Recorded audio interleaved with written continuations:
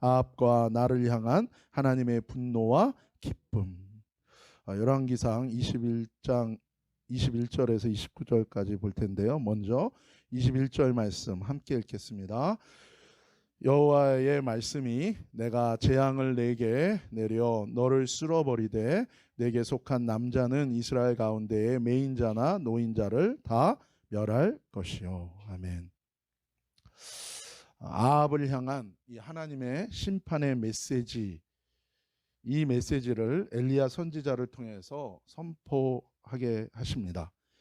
그래서 오늘 21절 우리가 읽은 말씀인데요.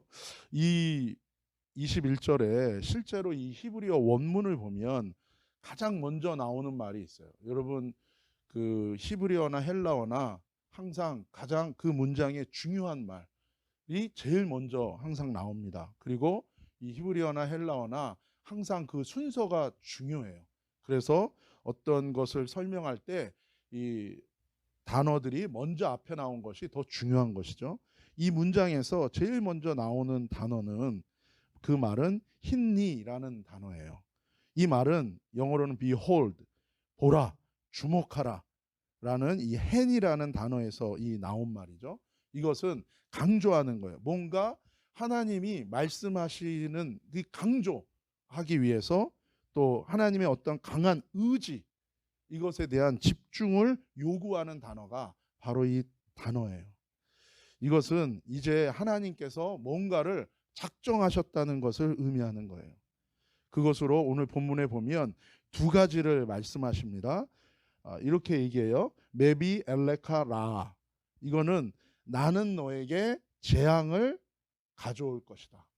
나는 너에게 재앙을 이끌어 올 거라는 거예요. 그리고 우비 아르티 아하레카. 이거는 뭐냐면 나는 너의 후손들을 다 쓸어버리겠다는 거예요. 계속해서 하나님 말씀하십니다. 이 워힉라티라고 얘기하세요. 이거는 I will cut off. 그래서 너의 후손의 대를 끊어버리겠다는 거예요. 그러면서 구체적인 대상까지도 하나님이 말씀하세요. 러 아합. 바로 아합, 내게서 난 너의 씨로 말미암은 모든 자들이라는 거예요. 너의 씨로 말미암은 모든 존재들. 그래서 마스틴 베퀴르, 이건 뭐냐면 이건 그냥 한글 성경에는 뭐라고 나왔습니까? 그냥 남자라고 이렇게 번역됐는데 사실 이거는요 무슨 뜻이냐면 벽에 소변 보는 놈들이란 뜻이에요. 벽에 소변 보는 놈들. 그렇죠? 어떻게 보면 이 남자를 아주 비하해서 낮춰서 부르는 이 호칭이에요. 근데 성경에서 이 단어가 쓰여질 때는 주로 멸망시켜서 완전히 쓸어버릴, 끊어버릴 그 남자들을 향해서 경멸조로 부르는 호칭이 바로 이 호칭이에요. 마스틴 맥퀴르. 그래서 모든 벽에 소변을 보는 놈들 이렇게 부르는 거예요. 한마디로 우리나라 말로 하면 뭐예요? 죽을 놈들 이런 뜻입니다. 22절 한 번 더. 그래서 아까 그 단어고 22절 한번 읽겠습니다. 시작. 또 내 집이 느밧의 아들 여로보암의 집처럼 되게 하고 아비야의 아들 바하사의 집처럼 되게 하리니 이는 내가 나를 노하게 하고 이스라엘이 범죄하게 한 까닭이니라 하셨고. 이 마스틴 맥퀴르라는 이 표현이 구약 성경에는 6번 나옵니다. 그런데 이 22절에 보면 이 22절에 말씀하시는 여로보암과 바하사의 집안에 대해서 하나님이 심판을 선포하셨을 때도 똑같이 이 단어를 사용하셨어요. 열왕기상 14장에 보면 하나님께서 북이스라엘을 우상 숭배와 멸망으로 이끌었던 그 시조와 같은 이 여로보암의 가문의 멸절을 선포하실 때도 이 마스틴 맥퀴르라는 이 단어를 사용하셨어요. 예수님께서도 이런 호칭을 사용하셨습니다. 그것이 마태복음 12장 34절입니다. 함께 읽겠습니다. 시작. 독사의 자식들아 너희는 악하니 어떻게 선한 말을 할 수 있느냐? 이는 마음에 가득한 것을 입으로 말함이라. 이 말씀은 배경이 있습니다. 예수님께서 귀신에 눌린 영혼들에게서 그 귀신을 쫓아주셨어요. 축사를 해주신 거예요. 그러자 옆에 있던 이 바리새인들이 예수님 보고 바알세불의 능력으로 귀신을 쫓아냈다고 비난한 거예요. 그 귀신에 눌린 영혼 얼마나 불쌍합니까? 그 영혼을 예수님이 그 영혼을 보시고 그 영혼에게서 귀신을 쫓아주셨어요. 그런데 그러자마자 그 예수님을 향해서 비난한 거예요. 사단의 능력으로 쫓았다는 거예요. 그럴 때 예수님이 그 예수님을 비난한 사람들을 보시면서 너희 안에 옛뱀 마귀의 씨와 마귀의 악으로 너가 가득 찼다는 걸 예수님이 지적하셨을 때 바로 이 독사의 자식들이라 라는 단어를 또 사용하신 거예요. 이것처럼 오늘 본문에서도 심판받아 마땅한 아합 집안의 남자들을 향한 하나님의 판단 그리고 하나님의 이 분노가 이 단어로 표현되어 나오는 것입니다. 사랑하는 여러분, 저와 여러분도 결국 하나님께 돌이켜 회개하지 않고 우리가 계속 범죄하는 삶을 지속해 간다면 우리 인생에 재앙이 임한다는 거예요. 그런데 나에게만 이 재앙이 임하는 것이 아니라 내 자손에게까지 영향을 미쳐서 자손이 끊어지고 대가 끊기는 심판과 저주가 임한다고 하나님께서 경고하시는 거예요. 이 세상은 하나님이 눈에 보이지 않으니까 눈에 보이는 하나님이 없다고 생각하고 자기의 욕구대로 마음껏 죄짓고 자기 하고 싶은 대로 다 살아요. 그런데 그러다가는 자신에게도 이 재앙이 오게 돼 있고 자신뿐만이 아니라 자신 후손들에게도 대가 끊기는 이 저주가 올 수 있다는 것을 우리는 꼭 기억해야 되는 것입니다. 하나님은 그것을 경고하시는 거예요. 그리고 그 원인은 무엇 때문입니까? 22절에 말한 것처럼 본인이 회개치 않고 계속 범죄했기 때문에 그래요. 그리고 그거에 멈추는 것이 아니라 결국에 다른 사람에게까지도 범죄하도록 영향을 주고 다른 사람도 죄짓도록 만들었다는 그 이유라는 거예요. 너도 죄짓고 너의 죄를 통하여 다른 사람에게까지 죄짓게 만들었다는 거예요. 이것을 로마서에서는 뭐라고 얘기합니까? 너도 네 안에 품은 죄와 너의 고집과 너의 악함 때문에 너도 하나님 나라에 안 들어가고 다른 사람이 하나님 나라에 들어가려고 하는 것도 가로막는다고 얘기하신 것과 연결되는 말씀이에요. 반대로 얘기하면 여러분, 저와 여러분이 나 한 사람부터 회개한다면 내가 사는 거예요. 그리고 나로 인하여 내 집안이 내 가족이 다 살아나는 것입니다. 특별히 지도자의 위치에 있는 이 한 사람이 범죄하면 이 사람이 회개치 않으면 자기도 죽고 자기 집안도 죽고 그 나라 전체가 죽는 그 죄에 대한 무서운 심판과 저주가 임한다는 것을 우리는 항상 기억해야 되는 거예요. 반대로 구원도 마찬가지예요. 축복도 마찬가지예요. 하나님의 말씀과 경고를 들은 나 한 사람으로부터 내가 회개하는 데서부터 하나님의 구원이 시작되고 하나님의 축복이 시작된다는 거예요. 그렇기 때문에 우리 모든 인간들이 힘써야 되는 것은 무엇입니까? 회개에 힘쓰는 인생이 되어야 되는 거예요. 다른 무슨 어떤 영적인 것을 구하기 앞서서 우리가 먼저 하나님이 우리에게 요구하시는 것은 뭡니까? 돌이켜 내게로 회개하라고 주님이 말씀해 주시는 거예요.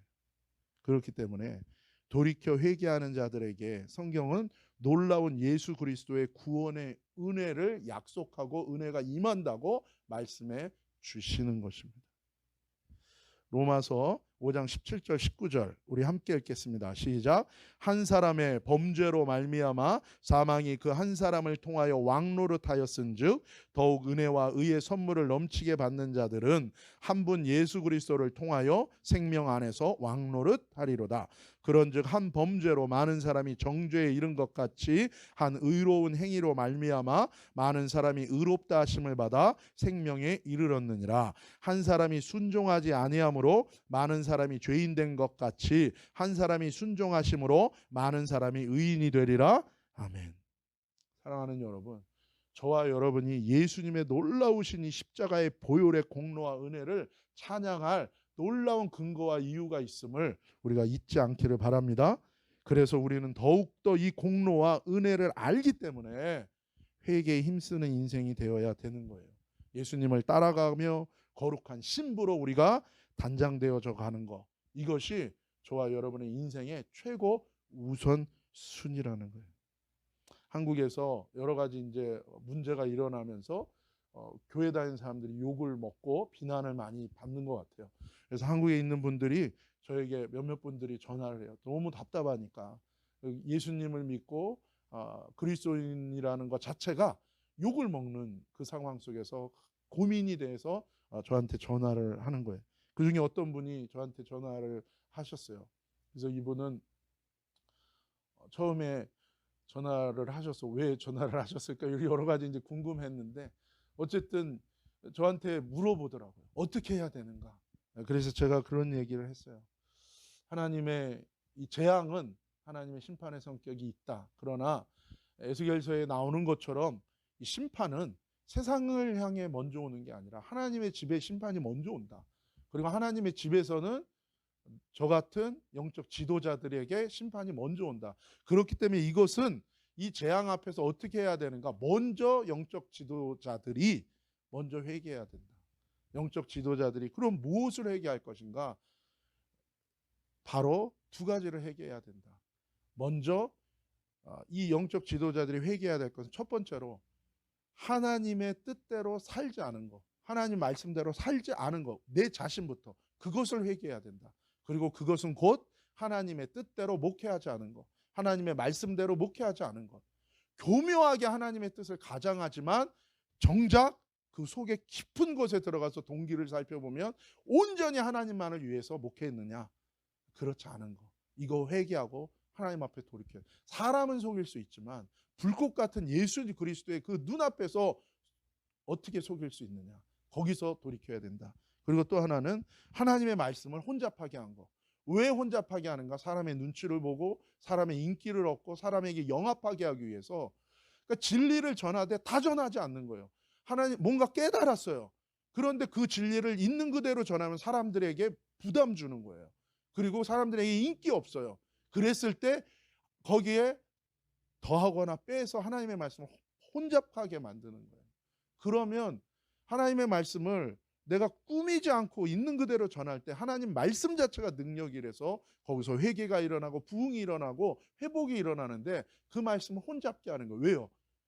뭔가 자기가 그것을 통하여 전할 때 불이익이 오기 때문에 이것을 회개해야 된다. 그렇게 얘기했어요. 그랬더니 조금 그러니까 너무 관념적이지 않느냐? 아니에요. 사랑하는 여러분, 저와 여러분이 당면한 어떤 문제가 있어요. 그러나 본질적인 것, 하나님 앞에서 내가 하나님과 연합하지 않은 것, 그 본질적인 것을 회개하고 나아가는 것이 사실은 구체적인 나의 삶의 많은 부분에 걸려있고 매여있는 모든 저주가 끊어지고 모든 재앙에서 주님의 놀라운 구원을 받는 그 첫 번째 스텝인 거예요. 그것이 우리의 삶의 솔루션인 것입니다. 23절입니다. 23절 26절까지 우리 함께 읽겠습니다. 시작. 이세벨에게 대하여도 여호와께서 말씀하여 이르시되 개들이 이스라엘 성읍 곁에서 이세벨을 먹을지라 아합에게 속한 자로서 성읍에서 죽은 자는 개들이 먹고 들에서 죽은 자는 공중의 새가 먹으리라 하셨느니라 하니 예로부터 아합과 같이 그 자신을 팔아 여호와 앞에서 악을 행한 자가 없음은 그를 그의 아내 이세벨이 충동하였음이라. 그가 여호와께서 이스라엘 자손 앞에서 쫓아내신 아모리 사람의 모든 행함같이 우상에게 복종하여 심히 가증하게 행하였더라. 아멘. 이세벨에 대한 심판도 따로 말씀하십니다. 26절 말씀처럼 아모리 사람의 우상, 이것은 바알이에요. 바알 우상이죠. 이 바알 신앙을 이스라엘에 전파한 거예요. 그러니까 이 이세벨은 이스라엘 사람이 아닙니다. 이 이세벨은 아모리 사람의 우상, 이 바알 신앙을 이스라엘에 전하는 선교사예요. 선교사. 바알 선교사로 온 거예요. 바알 신앙 속에 엑스맨입니다. 엑스우먼이네요. 바알 신앙 속에 바알 신앙을 퍼뜨리고 여호와 하나님을 버리고 이 바알 신을 만들어 섬기게 하고 하나님의 말씀을 떠나 온갖 음란과 유아 살해 악행을 저지르고 이스라엘 이 사회 전체를 하나님 앞에서 타락과 악으로 충만케 만든 게 이 이세벨의 죄악입니다. 이렇게 이세벨은 바알의 선교사 사단의 스파이로 북이스라엘을 타락시킨 장본인이에요. 이 이세벨을 향한 하나님의 심판과 그녀를 따랐던 아합 집안을 향한 심판에 대해서 여기서 구체적으로 뭐라고 말씀하십니까? 그들의 시신을 개와 새들이 먹게 될 거라는 거예요. 하나님께서 집안 남자들의 멸절을 선포하신 것처럼 이세벨과 아합 집안에 속한 자들이 죽은 후에 그 시체를 짐승들의 먹이가 되는 이 저주를 받는다는 거예요. 근데 이 저주는요, 아까 우리가 하나님께서 예로 드신 그 여로보암 집안의 사람들이 받은 저주와 똑같은 거예요. 똑같은 저주. 집안의 대가 끊기고 그들의 시신이 짐승들의 먹이가 되는 이 모든 저주들이 여로보암의 죄나 똑같습니다. 왜냐하면 이것은 이미 하나님께서 세우고 주신 말씀대로 축복이 오고 저주가 오는 이 법에 따른 것입니다. 이것은 또한 저와 여러분에게도 동일하게 적용되는 것입니다. 그것이 신명기 28장 15절이에요. 함께 읽겠습니다. 시작.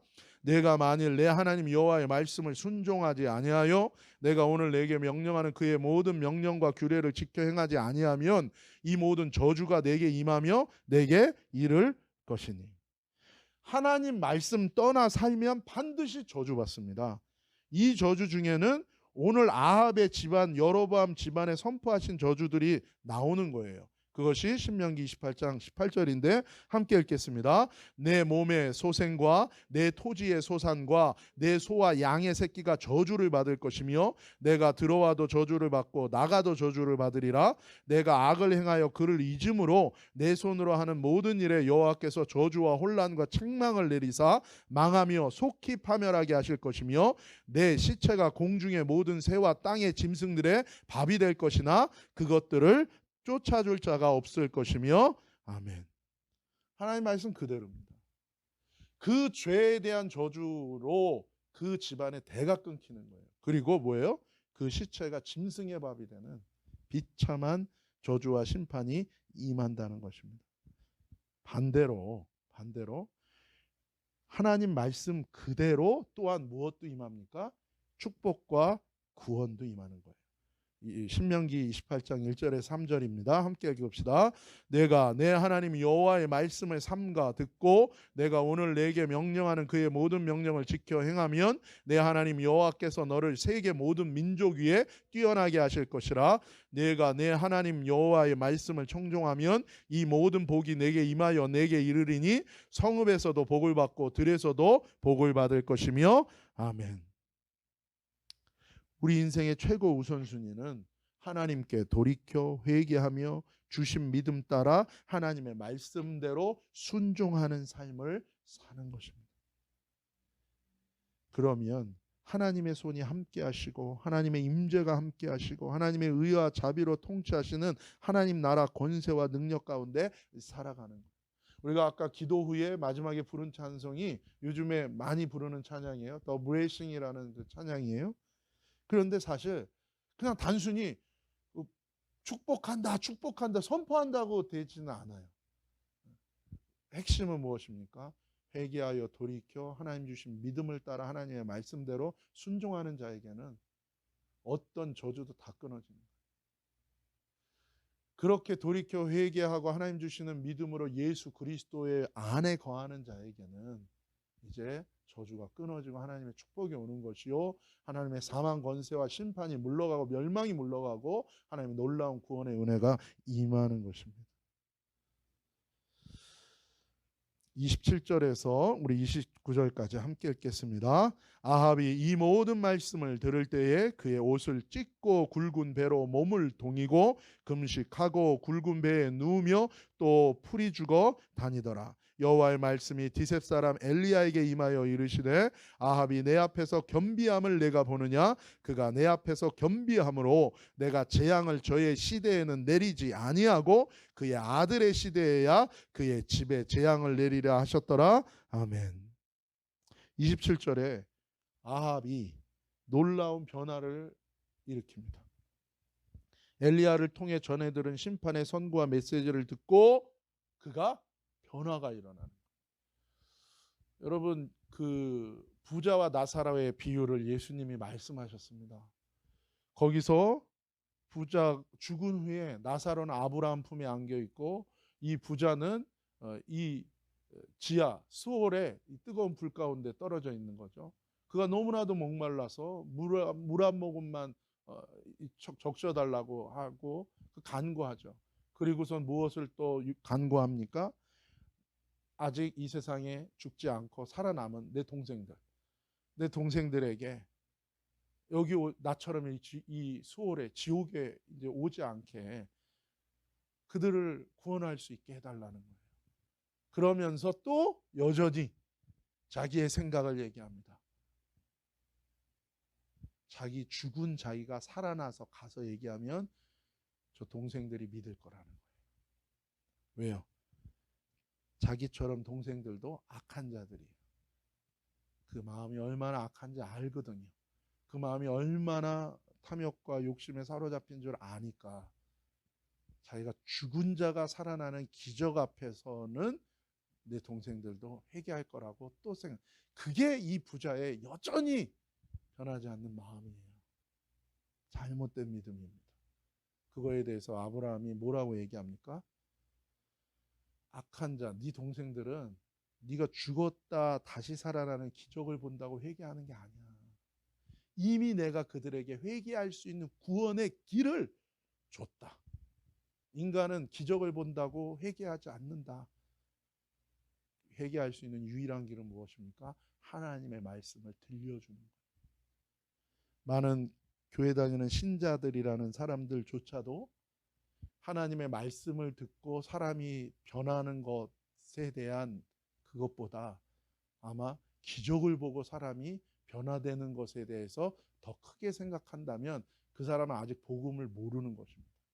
아직 그 사람은 정말로 하나님 안에서 거듭나는 은혜가 어떻게 오는 것에 대해서 정말로 모르는 거예요. 많은 사람들은 기적을 더 바랍니다. 그리고 하나님의 말씀의 능력이라는 것에 대해서 그렇게 크게 생각하지 않아요. 그거는 잘 모르는 거예요. 하나님의 말씀이 들릴 때 성령께서 역사하셔서 그 사람이 뒤집어지는 거, 그게 최고의 은혜요. 하나님의 역사는 항상 그렇게 온다는 거예요. 이스라엘 백성이 홍해가 갈라지고 온갖 기적과 38년 동안 기적의 삶 속에서 살았다 할지라도 그들은 하나님을 믿었다고 하지만 그건 자기 믿음이요. 회개한 거듭나는 믿음, 하나님이 주시는 그 믿음에는 이르지 못했어요. 왜요? 그 심령의 회개는 하나님의 말씀 앞에 돌이킬 때만 오는 것이기 때문에 그런 거예요. 그런데 이 아합도 하나님의 이 심판의 메시지를 듣고 그가 마음이 변화된 것입니다. 그래서 27절에 옷을 찢고 배로 몸을 동이고 비단 같은 옷 다 걷어치운 거예요. 몸이 쓸리는 그 고통을 느끼는 옷들을 입는 거예요. 부드러운 옷이 아니에요. 회개하며 자신을 낮추는, 배에 눕고 큰 슬픔과 애통함에 빠져서 그가 시간을 보내고 있는 거예요. 하나님이 이것을 무엇이라고 얘기했습니까? 쇼 아닌가? 아니에요. 하나님은 보십니다. 여러분, 사람은 속여도 하나님은 속일 수 없습니다. 하나님이 보실 때 정말 아합이 변화된 거예요. 하나님이 뭐라고 얘기하십니까? 그가 겸비했다고 얘기해요. 29절 말씀에 첫 번째 문장에 나오는 말이 뭐냐면 하라이타라는 하라이타. 뭐냐면 보라. 모두 이 아합이 어떻게 했는지 보라라는 거예요. 이것은 먼저 하나님이 아합을 보셨다는 거예요. 여러분, 이 성경에는 그런 표현이 많아요. 하나님이 고개를 돌리신다는 거예요. 하나님과의 단절은 무엇입니까? 하나님이 우리를 향한 그 하나님의 눈길을 하나님이 돌리시는 거예요. 그런데 하나님의 구원은 무엇을 의미합니까? 하나님이 돌리신 그 눈길을 우리에게 돌이키시는 거예요. 고개를 돌려 초점을 맞추고 우리를 집중하여 보신다는 거예요. 하나님이 주목하는 인생이, 하나님이 가장 무서운 심판, 로마서에서 말하는 가장 무서운 심판은 뭡니까? 유기예요. 내버려 두는 거예요. 너 하고 싶은 대로 다 해. 그게 제일 무서워. 하나님이 놓으시는 거예요. 하나님이 간섭하는 것은 그래도 소망이 있는 거예요. 그런데 진짜 심판은 무엇입니까? 하나님이 내버려 두는 거예요. 하고 싶은 대로 다 죄 짓고 살고 네 하고 싶은 대로 해도 하나님은 전혀 신경도 안 쓰는 거예요. 그게 제일 무서운 심판. 그게 하나님 뭐예요? 이제 고개를 돌린 거예요. 그거야말로 진짜 심판이 확정된 것입니다. 그런데 하나님이 다시금 고개를 돌려 바라보시는 거예요. 하나님, 여러분, 빛이 어제 그제 지금 이 캘리포니아 일대에 불이 너무 많이 여러 군데서 불이 나면서 이 재가 하늘을 뒤덮어서 태양을 가렸잖아요. 그러니까 어떻게 됩니까? 바로 어떤 분이 그러더라고요. 이게 이 세상의 끝날이 아닙니까? 이 해만 가려줘도, 태양만 좀 가려줘도 분위기가 어떻게 됩니까? 전체적으로 누리끼리 해주면서 분위기가 이게 음습한 분위기가 깔리면 두렵잖아요. 그런데 이 태양이 완전히 가려진다고 해보세요. 그러면 진짜 마지막 때에 이제 하나님이 이 세상의 악을 심판하실 때 세상이 태양빛이 가려져 어두워진다 그래요. 사람들이 얼마나 당황하겠어요. 근데 사실은요, 여러분, 이 세상의 태양빛이 가려지기 전에 우리를 향한 하나님이 우리의 빛이신데, 예수님이 우리의 빛이신데, 그 주님이 우리에게서 고개를 돌려서 그 빛이 우리에게 끊어진다면 사실은 그거 자체가 우리에게는 영원한 죽음인 것입니다. 그런데 하나님이 다시 아합을 보신다는 거예요. 누구에게 하나님이 다시금 그 눈길을 주시는가, 얼굴을 돌리시는가? 바로 겸비하는 인생, 회개하는 인생에게 하나님은 고개를 돌려 다시금 집중하시는 거예요. 보라. 이것은 많은 사람들아 사는 길을 보라. 이 말씀도 있지만 먼저는 무엇입니까? 하나님이 돌이켜 다시 보신다는 거예요. 회개하는 심령에게 하나님은 돌아오십니다. 돌이키십니다. 여러분, 우리가 아는 것처럼 사무엘상에 아무리 하나님의 임재의 상징인 법궤를 들고 그 전쟁에 앞서서 나간다 할지라도 회개하지 않고 죄악 가운데 여전히 머물러 있는 하나님이 돌이킨 인생에게는 그 법궤를 들고 나간다고 승리가 오지 않아요. 하나님의 임재가 떠났어요. 그러나 회개하는 자에게 하나님이 돌이켜 저주를 축복으로 심판을 구원으로 바꾸시는 놀라운 기적이 일어나는 것입니다. 계시록 마지막 교회 라오디게아 교회를 향해서 주신 말씀도 동일합니다. 우리 요한계시록 3장 19절 함께 읽겠습니다. 물은 내가 사랑하는 자를 책망하여 징계하노니 그러므로 내가 열심을 내라 회개하라. 볼지어다 내가 문 밖에 서서 두드리노니 누구든지 내 음성을 듣고 문을 열면 내가 그에게로 들어가 그와 더불어 먹고 그는 나와 더불어 먹으리라. 이기는 그에게는 내가 내 보좌와 함께 앉게 하여 주기를 내가 이기고 아버지 보좌에 함께 앉는 것 같이 하리라. 아멘. 아무에게나 주님이 찾아오셔서 문 밖에서 문을 두드리는 게 아닌 것입니다, 여러분. 20절 말씀은 조건이 있는 거예요. 19절에 책망하여 징계하는. 왜 책망하여 징계하십니까? 회개하여 구원받기 위해서. 즉 예수님이 찾아오셔서 그 마음의 문을 두들기고 다시금 들어가 예수님과 함께 더불어 먹고 그 생명 안에 거하고 그 놀라운 구원과 축복과 회복이 임하는 자는 누굽니까? 열심을 내어 회개하는 자예요. 모든 걸 걸고 주님께 회개하며 나아가는 자에게만 주님이 찾아오신다는 거예요. 그래서 사탄은 마지막 때에 교회의 이 회개를 뺏어가려는 거예요.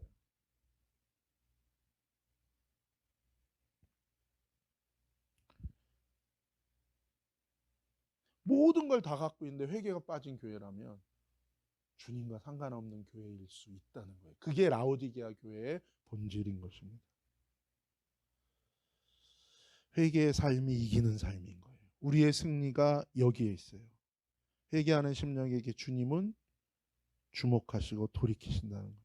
이 아합이 겸비했다는 이 단어는 카나라라는 단어인데요. 이거는 낮춘다는 의미예요. 근데 단순히 낮춘다는 게 아니고요. 다시금 뭐예요? 싱크하는 과정이 이루어진다는 거예요. 무슨 얘기입니까? 하나님과 단절됐던 자가 이제는 뭐예요? 하나님과 연결되어진다는 거예요. 낮추는 의미를 넘어 이제 주님과 연합하는 과정으로 넘어가는 것을 얘기해요. 진정한 회개는 자기 자아를 낮추고 자아가 죽고 주님과 연합하는 그 생명으로 새롭게 태어나는 살아나는 과정으로 나아가는 것입니다. 그래서 회개는 놀라운 것입니다. 회개는 너무 놀라운 것이고 큰 축복이고 우리가 절대로 뺏겨서는 안 되는 하나님이 우리에게 주신 영적인 가장 놀라운 축복이라는 거예요. 하나님은 아합의 회개를 받으십니다. 그래서 먼저 그의 사는 날 동안에는 이 재앙이 임하지 않게 연기해 주십니다. 그러나 아직 완전히 재해진 건 아니에요. 그 자손들의 때로 넘어갔어요. 그 말은 무엇입니까? 자손들이 만약에 회개한다면 그것은 무기한 연기될 수도 있는 거예요. 그러나 그 후에 역사를 보면 이 아들들과 이세벨은 결국 회개하지 않습니다. 그래서 그 죄의 심판이 그들에게 다 임하게 됩니다. 하나님 아버지의 마음에 대해 예수님이 말씀하셨습니다. 우리 함께 읽겠습니다. 시작. 내가 너희에게 이르노니 이와 같이 죄인 한 사람이 회개하면 하늘에서는 회개할 것이 없는 의인 99으로 말미암아 기뻐하는 것보다 더하리라. 아멘. 사랑하는 여러분, 저와 여러분의 삶 속에서 하나님의 기쁨을 구하는 인생이 되기를 원합니다. 인생을 향해 베푸시는 하나님의 이 기쁨에 동참케 하시는 은혜가 저와 여러분 가운데 임할 거예요. 교회된 우리에게 필요한 기쁨이 무엇입니까? 회개하여 돌이켜 하나님의 예수 그리스도 안에 거하는 자에게 임하는 기쁨이에요. 세상에 잃어버린 영혼들에게 필요한 기쁨이 무엇입니까? 회개하는 자가 누리는 바로 이 기쁨인 것입니다. 하나님의 기쁨을 구하고 회개하고 복음을 전하고 이 기쁨에 참여하는 저와 여러분의 이 한 주간 나머지 인생이 되기를 예수님의 이름으로 축복합니다. 기도하시겠습니다. 거룩하신 아버지 하나님 감사합니다. 하나님 아버지요, 내가 죄인 중에 개수요, 내가 바로 주님 앞에 제가 바로 이 아합보다 더 악한 자임을 주님 앞에 고백합니다. 아버지 하나님, 아합이 회개하여 돌이킨 것처럼 아버지 하나님, 정말 아합처럼 내 인생에도 하나님의 심판이 임할 수밖에 없는 인생이지만 그러나 하나님, 하나님께 돌이켜 회개함으로 하나님의 기쁨에 동참하며 하나님의 기쁨이 되는 놀라운 회복의 은혜가 우리 심령 가운데 임하게 하여 주옵소서. 우리의 삶이 거룩한 인생이 되기를 원합니다. 우리의 삶이 하나님의 기쁨으로 충만한 인생이 되기를 원합니다. 하나님, 회개하는 인생이 되게 하여 주옵소서. 그래서 하나님, 주님과 단절된 인생에서 주님과 연합하여 주님과 하나 된 주의 거룩한 신부된 인생 되게 하여 주옵소서. 거룩하신 예수님의 이름으로 감사하며 축복하며 기도 올리옵나이다.